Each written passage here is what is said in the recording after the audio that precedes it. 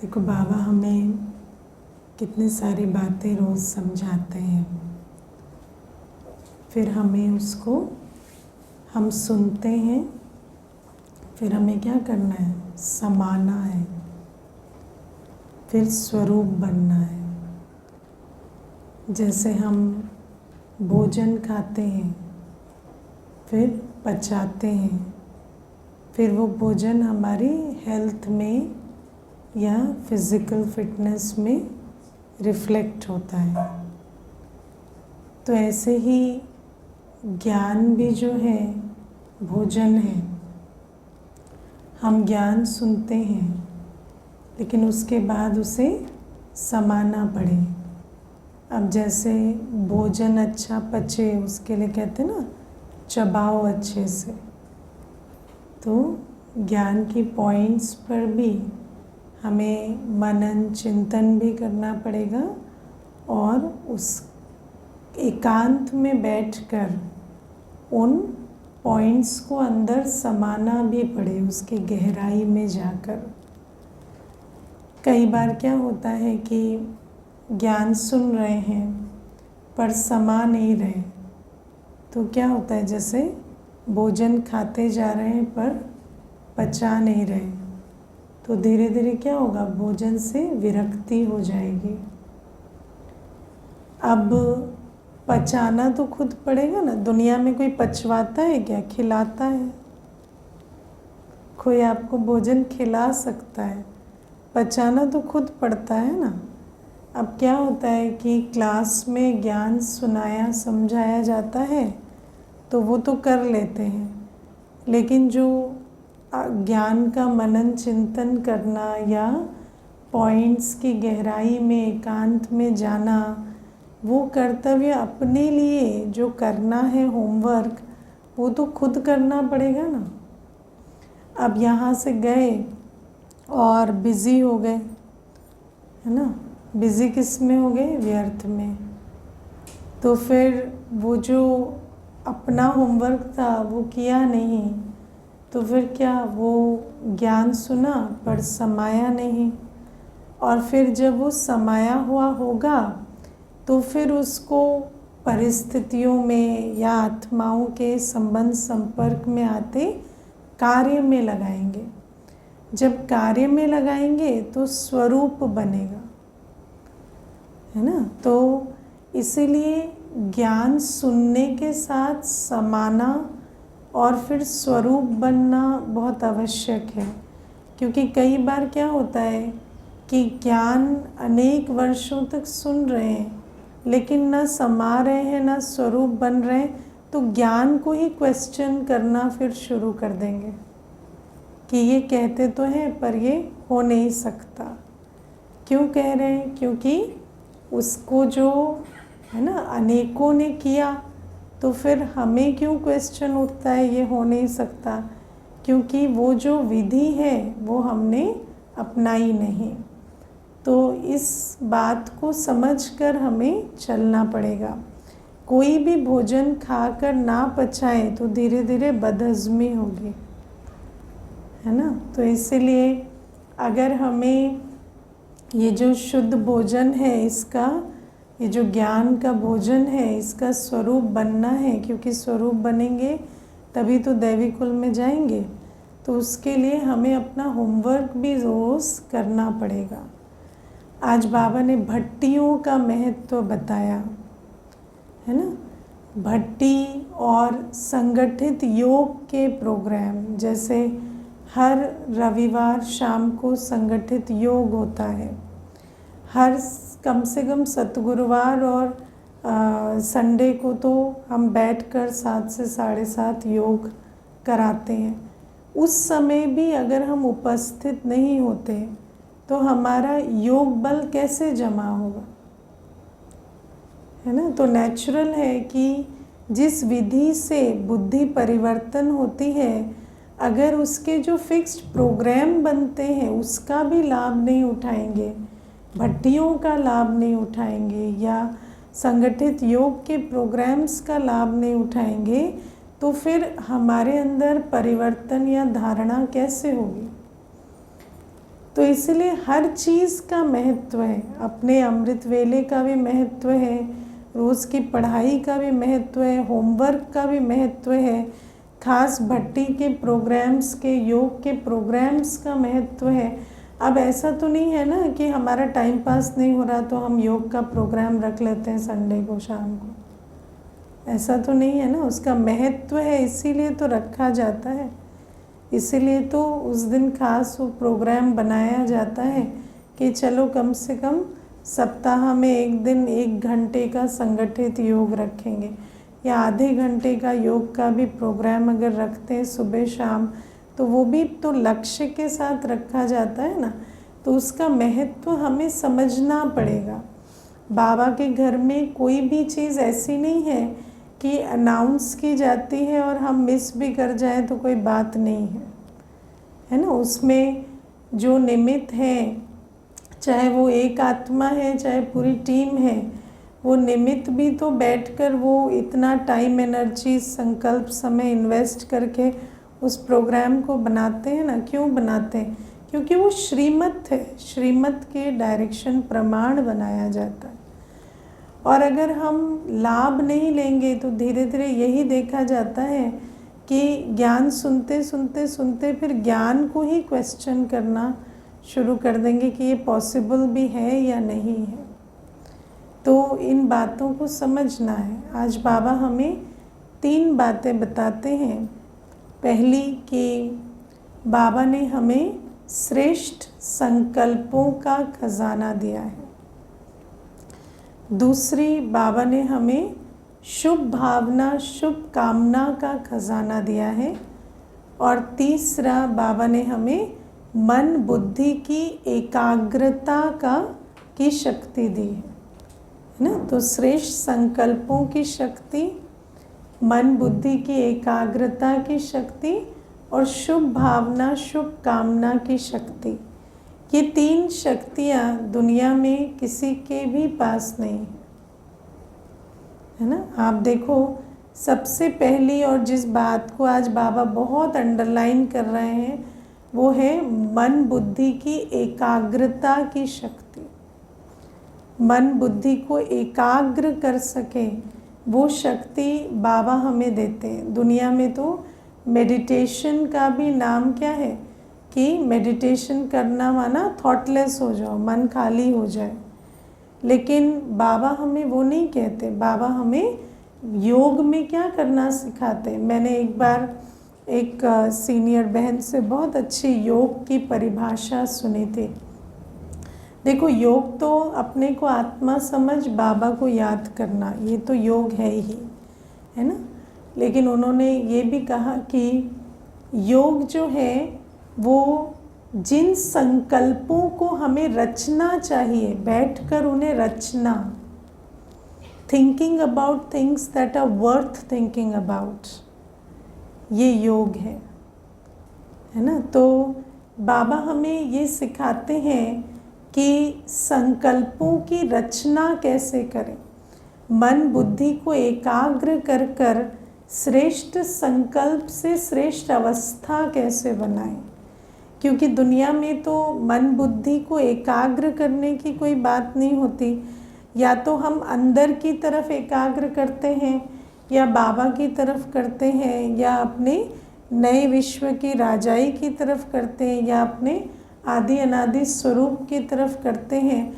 तो बाबा कहते हैं ये जो मन बुद्धि को चारों तरफ से निकाल कर किसी एक चीज़ पर, चाहे वो आत्मा पर, आत्मा के गुणों पर, बाबा के गुणों पर एकाग्र करना, ये बाबा हमें सिखाते हैं, है ना। और मैं कई बार ये बात सुनाती हूँ।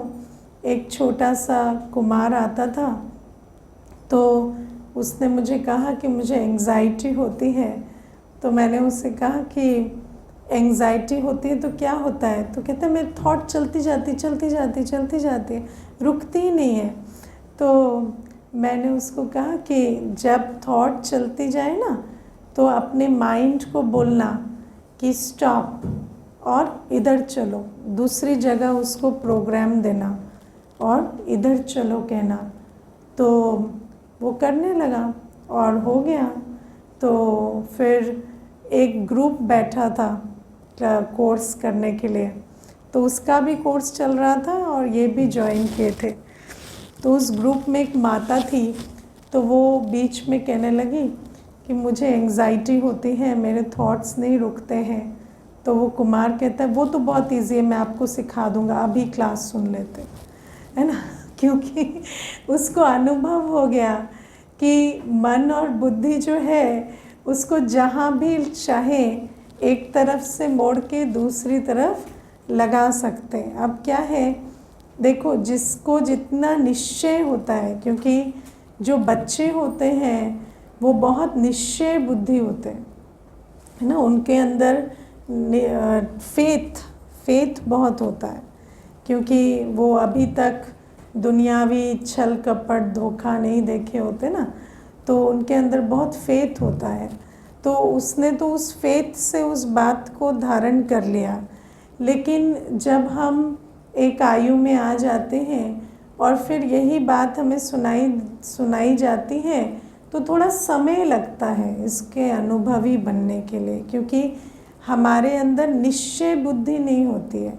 हमारी जो बुद्धि की क्वालिटी है वो संशय बुद्धि होती है ना। हर चीज़ को डाउट करना, इसमें कोई प्रॉब्लम तो नहीं है, बुराई तो नहीं है, वो पहले सोचते हैं, है ना। जैसे किसी को कोई चीज़ भी देंगे तो पहले क्या सोचते हैं, है ना, ये क्यों दे रहे हैं, कोई इसके पीछे गलत कारण तो नहीं है। तो ये संशय बुद्धि के साथ जब हम आते हैं तो उस समय पर थोड़ा टाइम लगता है इन बातों को एक्सपेरिमेंट करने के लिए, एक्सपीरियंस करने के लिए।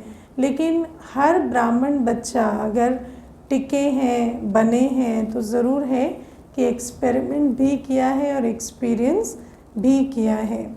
तो बाबा हमें कहते हैं कि मन बुद्धि की एकाग्रता, ये बाबा हमें सिखाते हैं कि मन बुद्धि को हम जब चाहें, जहाँ चाहें, जितने समय के लिए चाहें एकाग्र कर सकते हैं। लेकिन कर कौन सकेगा, जो करेगा है ना। जितना हम बैठकर उसका अभ्यास करते हैं तो वो मन बुद्धि की एकाग्रता आती जाती है ना। और कोई भी अभ्यास कब किया जाता है, देखो एक योद्धा है, उसको बैटलफील्ड में लड़ना है, तो अभ्यास कब करेगा, युद्ध के समय,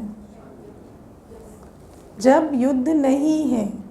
तो ऐसे ही हमारी युद्ध कितने बजे शुरू होती है, युद्ध 5 बजे 6 बजे। तो सुबह सुबह उठकर और अभ्यास करना होता है और फिर सारे दिन उसको अप्लाई करना होता है। अगर सुबह सुबह अभ्यास नहीं करेंगे और सोचें कि मन बुद्धि बातों के बीच हम डाइवर्ट कर लें, है ना, कोई बात हो गई सारे दिन में और हम मन बुद्धि को एकाग्र कर लें बाबा की तरफ, नहीं हो सकता। जब कोई बात नहीं है, कोई चैलेंज नहीं है, कोई परिस्थिति नहीं है, उस समय हमें अभ्यास करना होता है। इसीलिए भट्टियों का महत्व है, योग के प्रोग्राम्स का महत्व है, रोज़ के अमृत वेले का महत्व है। जब बैठकर मन बुद्धि को चारों तरफ से हटाकर अपने स्व पर, अपने गुणों पर, बाबा के स्वरूप पर, बाबा के गुणों के सागर स्वरूप पर जब एकाग्र करें और उसे अनुभव करें, तब जाकर ये मन बुद्धि एकाग्र करने की शक्ति हमारे अंदर आती है। और concentration is a very important part of spirituality.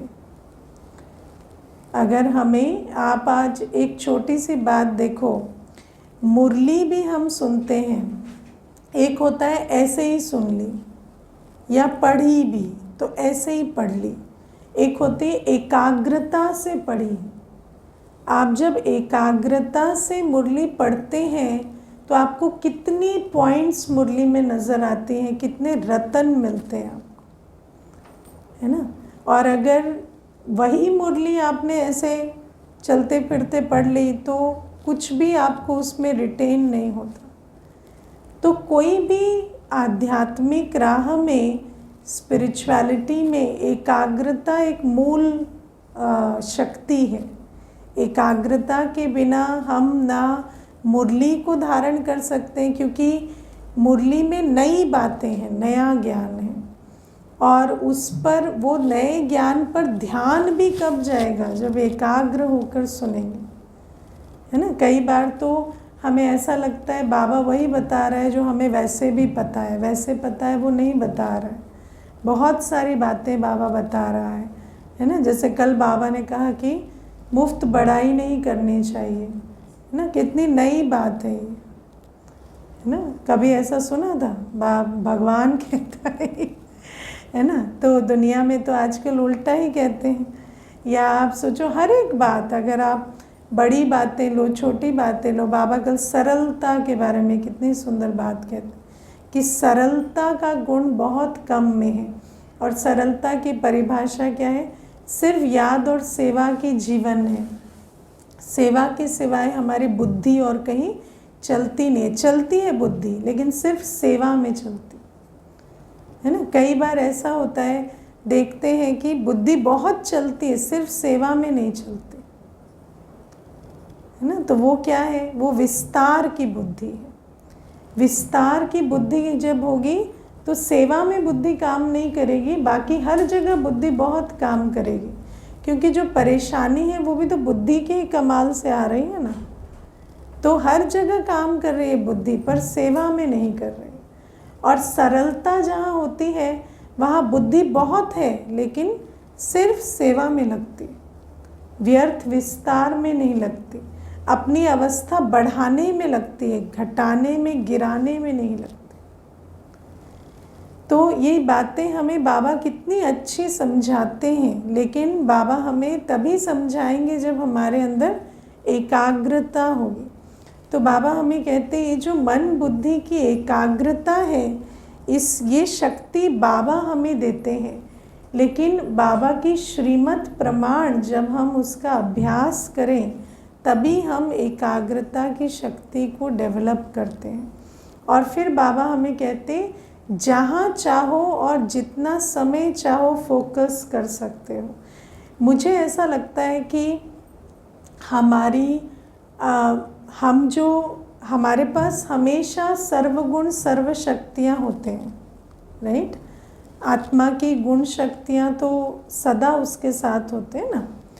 लेकिन माया क्या करती है? उन गुणों शक्तियों से हमारा स्वराज्य हटा देती है ना। तो जैसे आज भी आप देखो कि हमारे पास शक्तियाँ तो है ही ना, कि हम बुद्धि भी एकाग्र करते हैं, मन भी करते हैं, लेकिन कहाँ? जहाँ माया चाहती है, जहाँ हम चाहते हैं श्रीमत प्रमाण, वहाँ नहीं, है ना। तो मन बुद्धि की, अब देखो, व्यर्थ विस्तार चल रहा है, रुक ही नहीं रहा है, तो वो भी तो मन बुद्धि से ही हो रहा है। तो एकाग्रता तो बहुत है ना। ऐसी एकाग्रता है कि सालों से बुद्धि वहाँ से हट ही नहीं रही है। कोई बात चल रही है तो सालों से बुद्धि हट ही नहीं रही है, तो एकाग्रता तो है ही। लेकिन एकाग्रता में क्या है? कंपल्सिवनेस, कि जहाँ वो चाहती है वहाँ मन बुद्धि, जहाँ माया चाहती है वहाँ मन बुद्धि एकाग्र हो रहे हैं।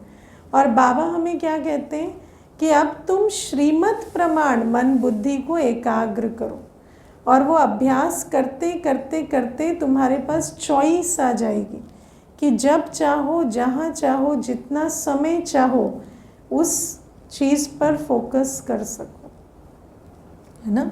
जब चाहते हैं कि मुझे योग में बैठना है तो योग में बैठ सको, क्लास करानी तो क्लास करा सको, है ना। किसी को कन्विंस करने के लिए अनेकों पॉइंट्स निकालने हैं तो वो भी निकाल सको एकाग्रता की शक्ति से। तो बाबा कहते हैं इस प्रकार से हमें मन बुद्धि की एकाग्रता की शक्ति बाबा देते हैं, लेकिन लेना भी पड़े। सिर्फ देने वाला तो दे ही रहा है, लेकिन हमें भी तो लेकर उसका स्वरूप बनना पड़े। फिर दूसरी बात बाबा कहते हैं, श्रेष्ठ संकल्पों का खजाना, है ना। श्रेष्ठ संकल्पों का खजाना किससे मिलता है? मुरली से, है ना। दुनिया में क्या है, कोई श्रेष्ठ संकल्प नहीं है ना। दुनिया में तो सिर्फ व्यर्थ और विकारी संकल्प ही मिलते है ना। लोग आते हैं, हमें कहते हैं सर पे हाथ रख के कह दो दीदी इसकी शादी हो जाएगी, है ना। तो ऐसे भी कहते हैं ना, क्योंकि उनके लिए श्रेष्ठ संकल्प यही है, नौकरी लग जाएगी, शादी हो जाएगी, हेल्थ ठीक हो जाएगी, है ना। यही श्रेष्ठ संकल्प रचते हैं, सब अच्छा रहेगा, कभी कोई बीमारी परेशानी नहीं आएगी। लेकिन दुनिया में इसके आगे तो आप किसी को भी, आप दुनिया में 1000 आत्माओं को इकट्ठा करके श्रेष्ठ संकल्प लिखने के लिए बोलो, क्या लिखेंगे? यही बातें लिखेंगे, है ना। मेरे घर में कभी कमी नहीं होगी, कभी कोई हेल्थ इशू नहीं आएगा, बच्चों की शादियां हो जाएंगी, नौकरियां हो जाएंगी, यही श्रेष्ठ संकल्प समझते हैं। तो श्रेष्ठ संकल्प का खजाना किसी के पास भी दुनिया में नहीं है, क्योंकि ये संकल्प तो संकल्प से सृष्टि बनती है। और ये जो संकल्प है ये कौन सी सृष्टि बनाते हैं? दुख की सृष्टि बनाते है ना। मुझे एक बार एक बहन बहुत अच्छी बात पूछती थी, कहती कि कोई बहुत अच्छी पार्टीज़ देता है तो उसे नहीं कहना चाहिए कि आप जैसी पार्टीज़ देते हो कोई नहीं देता, है ना। तो बहुत अच्छा, ये तो कॉम्प्लीमेंट है ना, ये देना चाहिए। तो मैंने उसको कहा आपने उसको कॉम्प्लीमेंट दे के क्या किया, सुखी किया दुखी किया? तो कहती बहुत सुखी हुए ना, वो तो खुश हुए कि। तो मैंने कहा उसको तो आपने फंसा दिया ना, कि वो सारी ज़िंदगी अच्छी पार्टीज़ देनी है उनको और हर दिन उनको चेक करना है कि मैं वो आत्मा हूँ या नहीं, जिसके लिए ये बात आज भी लागू होती है ना। तो ये जो चीज़ें हैं, ये है ना, ऐसा हो जाए वैसा हो जाए, ये अच्छा हो जाए, वो तो कभी श्रेष्ठ हो ही नहीं सकता ना, उसमें तो हमेशा कमी पेशी रहेगी। इकोनॉमिक्स का तो पहला प्रिंसिपल ही ये है, demands are unlimited, resources are limited, है ना। मनुष्य की इच्छाएं जैसा वो चाहता है वैसे इस दुनिया में पूरी नहीं हो सकती। तो अगर हम श्रेष्ठ संकल्प के नाम पर इच्छा पूर्ति के संकल्प ले रहे हैं तो संकल्प सिर्फ हमें दुखी करेंगे, क्योंकि सर्व भौतिक इच्छाएं तो आज पूरी नहीं हो सकती, सैद्धांतिक रूप से ही नहीं हो सकती ना, ये लॉ नहीं है तो बाबा हमें कहते हैं कि श्रेष्ठ संकल्प क्या होते हैं। तो बाबा हमें श्रेष्ठ संकल्प रचना सिखाते हैं। क्या है श्रेष्ठ संकल्प?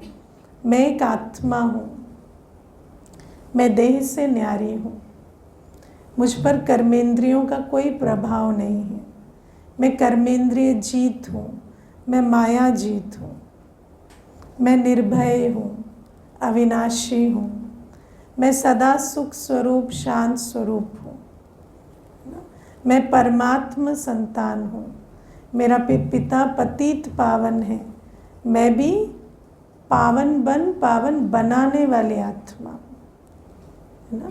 ड्रामा कल्याणकारी है, आदि से अंत तक ड्रामा मेरे लिए कल्याण का ही बना है ना। कोई भी सीन में हमें फेथ होना चाहिए कि इस सीन में कल्याण है। जब कोई सीन सामने आती है तो आपको कल्याण नज़र आता है या नुकसान नज़र आता है ना। देखो ये सब बातें प्रैक्टिकल है ना। जब कोई बात होती है तो उसमें कल्याण नज़र नहीं आता, लेकिन फेथ रखना होता है कि कल्याण है, तब आप वो कल्याण देखेंगे समझ में आएगा आज नहीं तो कल कि क्या कल्याण समाया था। तो बाबा हमें कहते ये श्रेष्ठ संकल्प है, लेकिन इस श्रेष्ठ संकल्पों का भी स्वरूप बनना पड़े। एक एक संकल्प में जब हम स्थित होते हैं, मैं आत्मा न्यारी हूँ, है ना, कर्मेंद्रिय जीत हूँ, आँखों से देख रही हूँ, पर संकल्प में वो रचती हूँ जो मेरी इच्छा है। आँख कान नाक मुख त्वचा ये देह ये मुझे आकर्षण नहीं करती, है ना आकर्षण में ना विकर्षण में मैं फंसती हूँ, मैं न्यारी हूँ। इसको इस श्रेष्ठ संकल्प को लेकर इसका स्वरूप बनना पड़े। श्रेष्ठ संकल्प क्यों कहते हैं इसे? बाबा ने कहा ना, ये संकल्प नशा, खुशी और शक्ति जागृत करते। आत्मा के अंदर जो शक्तियाँ समाई हुई हैं या बाबा का वर्षा जो शक्तियाँ हैं, वो शक्तियाँ हमारे अंदर जागृत होती हैं जब हम अपने को इन श्रेष्ठ संकल्पों में स्थित करते हैं। मुझे याद है आज जब मैं मुरली सुन रही थी तो ऐसा बाबा ने कहा ना, बहुत खुशी होती है श्रेष्ठ संकल्पों से। मुझे याद है जब मैंने पहली बार बहुत देर तक इसका अभ्यास किया कि मैं एक आत्मा हूँ और मैं एक्चुअली फ्री हूँ। मुझे कोई परिस्थिति या कोई भी व्यवहार या कोई भी आत्मा मुझे तंग नहीं कर सकती। तो मुझे इतनी खुशी हुई, मैं आपको बता नहीं सकती। वो फ्रीडम की जो हैप्पीनेस है, आज भी मैं जब याद करती हूँ मुझे अभी भी गूज़बम्स हो जाते है ना। तो आप सोचो कि जब आप एक भी श्रेष्ठ संकल्प को लेकर बैठते हैं और उसका स्वरूप बनते हैं तो आपको कितनी खुशी होती है। मुझे याद है उस दिन वो रियलाइजेशन भी मुझे झाड़ू लगाते लगाते हुई थी। मैं सेंटर सफाई कर रही थी और जब सफाई करते करते मैं बस संकल्प चला रही थी कि एक्चुअली तो देह और देह की दुनिया से मैं बिल्कुल न्यारी हूँ और मेरी अपनी अवस्था तो सुख की है। तो उसको करते करते बाय द टाइम वो झाड़ू ख़त्म हुई, मुझे इतनी खुशी हुई कि बात मत पूछो। तो बाबा हमें कहते हैं एक एक संकल्प जो ज्ञान के आधार से बाबा हमें देते हैं, उन संकल्पों को हम मनन चिंतन करें, उन संकल्पों में स्थित हों तो हमें कितना नशा, खुशी और शक्ति का अनुभव हो, है ना। आप सोचो, आप एक सिचुएशन में हैं जहाँ पर आपके सभी विरुद्ध हैं, ठीक है, लेकिन आपको ये संकल्प, आपने श्रेष्ठ संकल्प रचा कि मैं स्नेह स्वरूप हूँ, मैं स्नेह स्वरूप आत्मा हूँ और मेरे पास कैपेसिटी है कि कोई कैसा भी हो मैं स्नेह स्वरूप हो सकती हूँ। आपको सडनली ऐसा लगेगा कि सिचुएशन इज़ पावरलेस। आपको इतना कॉन्फिडेंस आएगा कि एक कैसी भी सिचुएशन में उस बात से अनअफेक्टेड रह के मैं परिवर्तन भी कर सकती, क्योंकि मेरे पास वो कैपेसिटी है ना। आग को कौन परिवर्तन करता है? पानी। तो अगर कोई विरोधी है, कैसा भी है, आप स्नेह स्वरूप हैं, है ना। आपको डर किस बात से लगता है? दूसरे से या खुद से? डर हमेशा खुद से लगता है कि हम हर्ट होंगे, हमें दुख होगा, हम हैंडल नहीं कर पाएंगे। लेकिन जब आप श्रेष्ठ संकल्प में शक्तिशाली रहते हैं तो आपका भय खत्म हो जाता है, क्योंकि आप इस बात से और डरते नहीं हैं कि सिचुएशन इतनी पावरफुल है कि मुझे तंग कर सकती है या मेरा बिहेवियर या मेरे संकल्प कमज़ोर कर सकती है या मेरी भावना को ख़राब कर सकती है। तो फिर आपको किसी भी बात में और, है ना, वो फियर या स्ट्रेस या कोई ऐसी फीलिंग नहीं आती, है ना। तो बाबा हमें कहते हैं, आप सोचो सारे दिन हम सोचें वो ऐसा है, वो ऐसा करता है, वो ऐसा बोलता है, लेकिन आप कितनी बार सोचते हो मैं कौन हूँ, मैं कैसे हूँ। अब वो ऐसा है, वो ऐसा बोलता है, वो ऐसा करता है, तो किसको अटेंशन दे रहे हैं? उसको। तो शक्ति किसकी बढ़ा रहे हैं? उसकी ना। और वो आपको तंग करने वाला है, अपने तंग करने वाले की शक्ति बढ़ाओगे तो तंग ही करेगा ना। तो आपको किन संकल्पों को रचना है? मैं कौन हूँ, मेरी क्वालिटी क्या है। वो नाराज़ होने वाले, हम तो प्यार करने वाले हैं ना, है ना। उसकी नाराज़गी की वाइब्रेशन मुझे क्यों मिलेगी?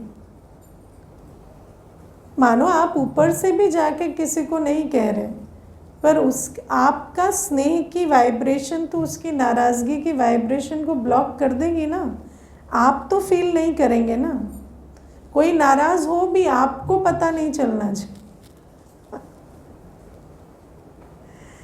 तो बाबा हमें कहते हैं कि ऐसे श्रेष्ठ संकल्पों का खजाना प्यारे बाप दादा ने हमें दिया है। आज बाबा ने हमें पूरा सीक्वेंस से समझाया है ना। अपनी मैं हाईएस्ट आत्मा हूँ, सर्वश्रेष्ठ आत्मा हूँ। कितना ऊंचा संकल्प है ना। और अगर आप हाईएस्ट हैं तो सभी कौन है? सभी को आप दाता बनकर देने वाले हैं ना। आप हाईएस्ट हैं तो with great position comes great responsibility, है ना। तो आप दाता बन गए। तो बाबा कहते हैं अपने अनादि स्वरूप को याद करो। बाबा के बिल्कुल नज़दीक बैठते हैं हम। आप अगर ये मैंने कल ये जो फर्स्ट पैराग्राफ है मुरली का, उसको मैंने 15 मिनट लगाकर धीरे धीरे सिर्फ पढ़ा है ना, जैसे कमेंट्री पढ़ते हैं ना, ऐसे फर्स्ट पैराग्राफ जो मुरली का है आज, हाईएस्ट हम किस प्रकार से हैं, उसको वो रस लेके पढ़ा तो उस पढ़ने में ही नशा चढ़ गया ना। आप विचार करके तो देखो आज बाबा हमें कितना नशा चढ़ा रहे हैं कि हम परमधाम में बाबा के समीप बैठते हैं। हम भगवान के समीप आपकी गद्दी लगती है ना। और जब हम सत्युग आते हैं तो तन मन धन और जन की सर्व प्राप्तियां हमारे पास होती। बाबा कहते हैं ऐसे पूरे कल्प में आप देखो, द्वापर युग से तो इकोनॉमिक शुरू हो जाती है ना, तो अप्राप्ति नॉर्म है, सर्व प्राप्ति स्थूल में कभी नहीं होती द्वापर युग से। लेकिन सतयुग त्रेता युग में हम आत्माएं सर्व प्राप्ति स्वरूप होते हैं। तन मन धन और जन की सर्व प्राप्तियां। बाबा कहते द्वापर युग से आने वाले महात्मा हो, धर्मात्मा हो, कोई भी हो, ऐसा प्राप्ति स्वरूप किसी का नहीं होता, है ना। द्वापर युग से हमारी जो पूजा होती है ऐसी किसी की नहीं होती ना। आज और बाबा क्या कहते, कर्म योगी हो तुम तो तुम्हारे हर कर्म की पूजा होती। आज हम कर्म योगी हैं। कर्मयोगी को कोई भी कर्म करते कैसे होंगे? दर्शनीय मूर्त, है ना। मुझे याद है एक बार कोई एक हम से सफाई के कारण काम करते, बर्तन धो रहे थे, तो उस टाइम पर एक कोई किसी को लेकर आए, है ना, एक भाई दूसरे नए किसी को लेकर आए। तो वो फिर एक बहन भी थी साथ में। तो वो बहन जो थी वो मुझे कहती है कि दीदी अभी तो आप चेंज करके आओगे ना, तो फिर टाइम लगेगा, तो उनको थोड़ा बिठा देते हैं। तो मैंने कहा नहीं, चेंज करने की कोई बात नहीं है, तो थोड़ा बहुत है ना, थोड़ा ऐसा हो गया है लेकिन कोई बात नहीं, चलता है। तो उनको लगा कि ऐसे शायद नहीं मिल सकते हैं है ना, क्योंकि मनुष्य को क्या लगता है कि जो हमारी जो योगी जीवन है वो कर्म योगी जीवन नहीं है। हम ऐसे हमेशा है ना सजे सजाए योगी स्वरूप में दिखने चाहिए। तो फिर उन्होंने जब जो नए थे उनके साथ बात कर रही थी, तो उन्होंने कहा कि आपका योग कैसा है, क्या योग सिखाते हैं क्या। तो मैंने उनको यही समझाया कि हमारा कर्म योग है। जैसे अभी आप देखो, आप आए तो हम सेवा करते हुए ही आपसे मिलने आए, तो ऐसे ही आप सब कुछ करते योगी अवस्था में रह सकते। तो वो भी कहते हैं हाँ, लेकिन जैसे हम लोग तो काम करते हैं तो उस जोन में ही नहीं रहते ना, लेकिन आप लोग हमेशा उस जोन में रह पाते हैं। अभी आप ज्ञान भी सुना पा रहे हैं, हम तो नहीं सुना सकते ऐसे काम करते हुए। तो हमने कहा नहीं, ये हमारी ट्रेनिंग है, ये हमें बाबा सिखाता है। तो आप सोचो कि कर्मयोगी जीवन जो है उसी कारण से तो आज हर एक कर्म का गायन होता है।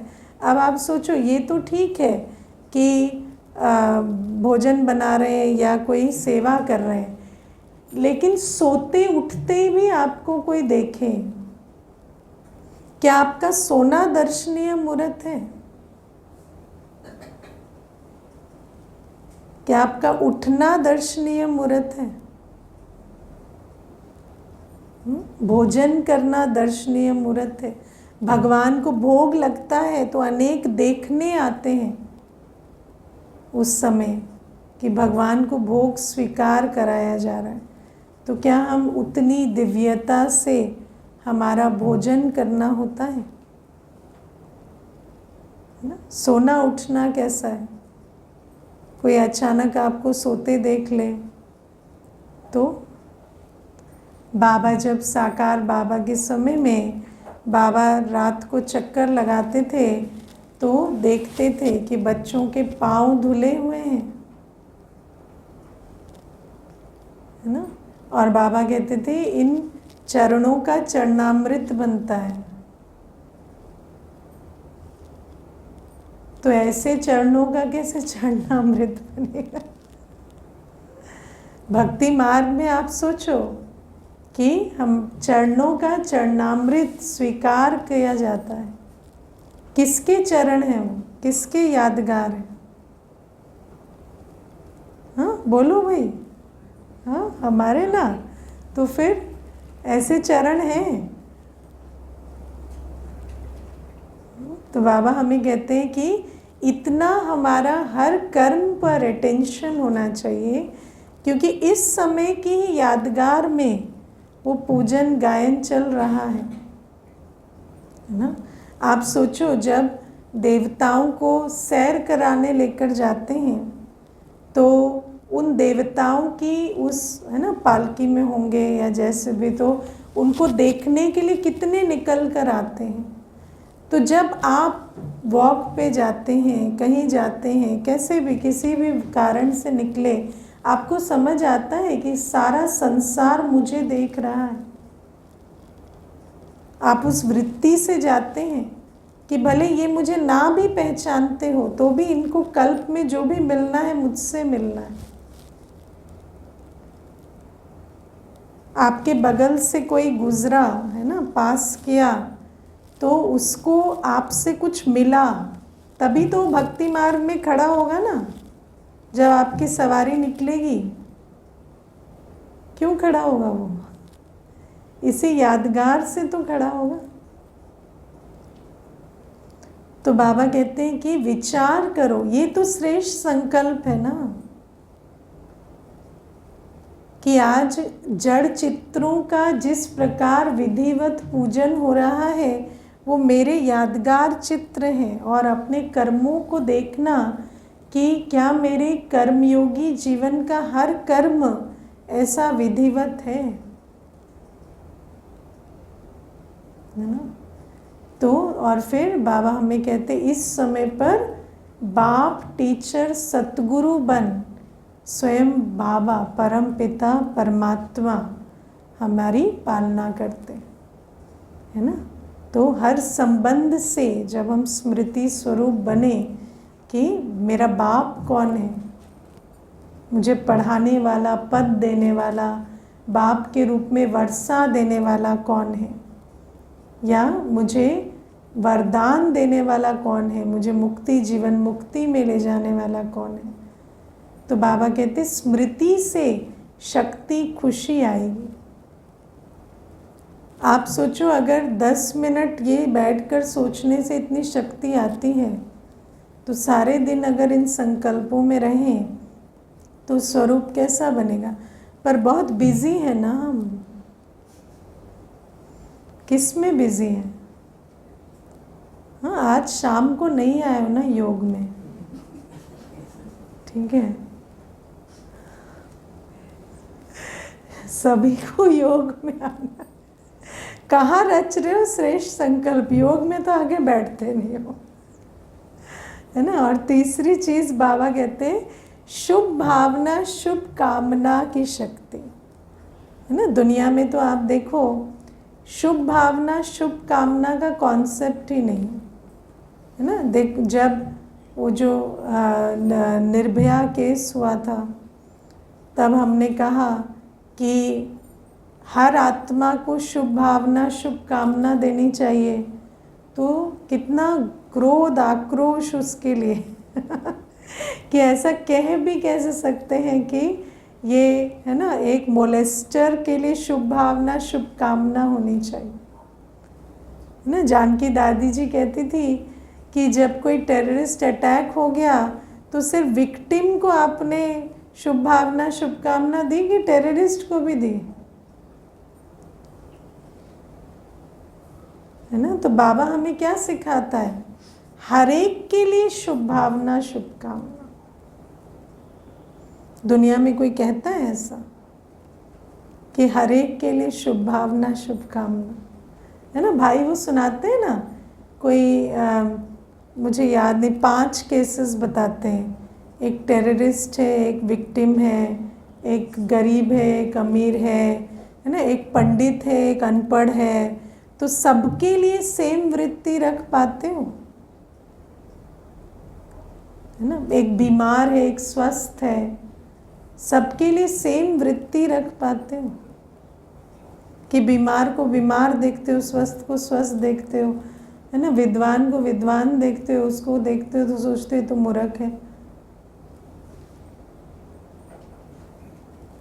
तो ये जो शुभ भावना शुभ कामना हर एक के लिए, ये बहुत बड़ी चीज़ है जो बाबा हमें देते हैं, है ना। और ये शुभ भावना शुभ कामना कैसे आती है, आत्मिक दृष्टि से। जब आप देह देखते हैं, कर्म देखते हैं, कॉन्टेक्स्ट देखते हैं देह का, तो कभी शुभ भावना शुभ कामना नहीं हो सकती। देह अभिमान में तो हमेशा ही कुछ न कुछ दुर्भावना मिक्स होती। लेकिन बाबा हमें आत्मा देखकर सर्व के लिए, क्योंकि हर, बाबा ने हमें बताया ना, weak souls perform bad actions. कोई भी बुरा कर्म कर रहा है तो आत्मा कैसे कमज़ोर है, तो उसे क्या चाहिए, उसे आपकी डांट नहीं चाहिए, मार नहीं चाहिए, उसको आपकी शुभ भावना शुभकामना चाहिए। तो बाबा हमें आज खास पूछते हैं मुरली में, क्या शुभ भावना शुभकामना की शक्ति को यूज़ करते हो, है ना। क्योंकि शुभ भावना शुभकामना तो बहुत परिवर्तन करने वाली शक्ति, लेकिन अगर हम जजमेंटल हैं, judgmental is a very strong sanskar, और हमें पता भी नहीं होता हम कितने लेवल्स पे जजमेंटल होते हैं, है ना। तो उसका ऑपोजिट सर्व के लिए शुभ भावना शुभकामना रखना। तो बाबा कहते क्या उस शक्ति को यूज़ करते हो, क्योंकि शुभ भावना तो हर भावना को परिवर्तन कर सकती, आत्मिक वृत्ति दृष्टि हर वृत्ति दृष्टि को परिवर्तन कर सकती, है ना। और बाबा हमें कहते हैं ये जो इतनी मेहनत करते हो सेवा में, ये क्यों, क्योंकि श्रेष्ठ संकल्प की शक्ति, शुभ भावना शुभकामना की शक्ति और एकाग्रता की शक्ति को यूज़ नहीं कर रहे। अगर करें तो बाबा क्या कहते हैं ना, कैचिंग पावर से हर आत्मा के भावना को पहचान दे भी देंगे, उनको जो भी बाबा से देना है। इतनी ऑटोमेटेड मशीनरी चलेगी कि एकदम से हर आत्मा को बाबा का अनुभव हो जाएगा और करावन हार की भी प्रत्यक्षता हो जाएगी। ओके, ओम शांति।